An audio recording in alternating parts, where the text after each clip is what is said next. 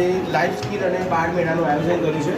તો આજે આપણે લાઈફ સ્કિલમાં એક બીજી વાત ખાસ શીખવાના છે કે કુકર બંધ કેવી રીતે કરવું, કેવી રીતે ખોલવું.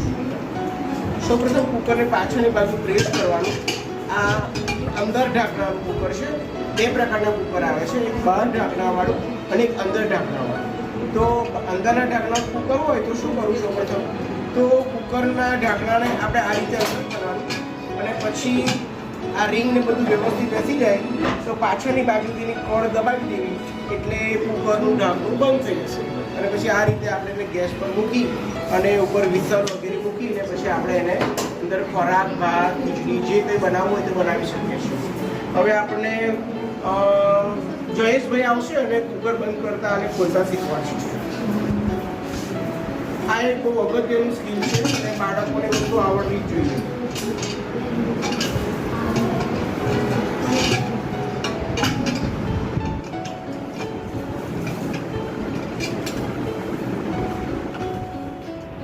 રણુકુમાર પ્રાથમિક શાળામાં આજે લાઈફ સ્કિલ અને બાળ મેળાનું આયોજન કર્યું છે. 6 થી 8ના વિદ્યાર્થીઓ અલગ અલગ પ્રવૃત્તિ કરે છે. એમાં આપણે એક પ્રવૃત્તિ એ પણ જોઈએ કે કોઈ પણ વસ્તુ એટલે કે લાકડાની વસ્તુ હોય એમાં ડ્રિલિંગ મશીનથી કે તે કામ પાડવું. તો એના માટે આપણે આ ડ્રિલિંગ મશીન છે એની અંદર આગળ આપણે ડ્રીલ પાડવાની જે આવે છે તે મૂકીએ છીએ.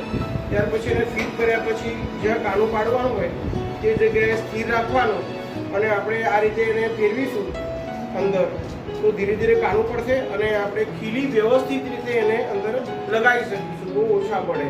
એટલે આ રીતે આપણે અંદર કાનું પાડી શકીએ છીએ. હવે આપણને વિષ્ણુભાઈ આવશે અને કેવી રીતે કાનું પાડવું છે એ બતાવશું.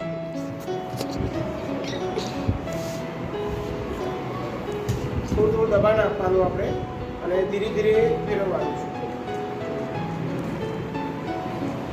તો આ રીતે આપણે લાકડાની કોઈ પણ વસ્તુ હોય ને એમાં હાથના મશીનથી આપણે કાનું પાડી શકીએ છીએ. નમસ્કાર વિદ્યાર્થી મિત્રો, આજે રણુકુમાર પ્રાથમિક શાળામાં લાઈફ સ્કિલ અને બાળ મેળાનું આયોજન કર્યું છે. તો લાઈફ સ્કિલમાં બાળકોને હું આજે ઇસ્ત્રી કેવી રીતે કરવી એ વિશે હું માહિતી આપવાનો છું. પછી બાળકો જાતે પણ ઇસ્ત્રી કરશે અને આપણને બતાવશે. સૌપ્રથમ આપણે જે કપડાની ઇસ્ત્રી કરવી હોય ને તે કપડાને આપણે વ્યવસ્થિત આ રીતે મૂકી દેવાનું. ઇસ્ત્રી ઇલેક્ટ્રિક પણ હોય છે અને બીજી કોલસાથી જાતી પણ હોય છે, પણ હાલ તો આપણે ઇલેક્ટ્રિક ઇસ્ત્રીનો ઉપયોગ કરવાના છે. એટલે ઇસ્ત્રી ગરમ થઈ જાય એટલે પહેલાં કપડા પર આપણે પાણી નાખી દઈશું. ત્યારબાદ કપડાને આ રીતે ખુલ્લું કરી અને પહેલાંમાં પહેલું એના આગળના ભાગ પર પછી બોય પર ઇસ્ત્રી કરશું. ધીરે ધીરે ઇસ્ત્રી ફેરવવાની છે, કપડું દઝાઈ ના જાય, બળી ના જાય ખાસ તો, અને આપણને પણ દઝાય ના એની ખાસ કાળજી રાખવાની છે. તો આ રીતે ઇસ્ત્રી થઈ શકે છે. આ એક લાઈફ સ્કિલ છે. હવે આપણને અનમોલભાઈ આવશે એને ઇસ્ત્રી કરી બતાવશે.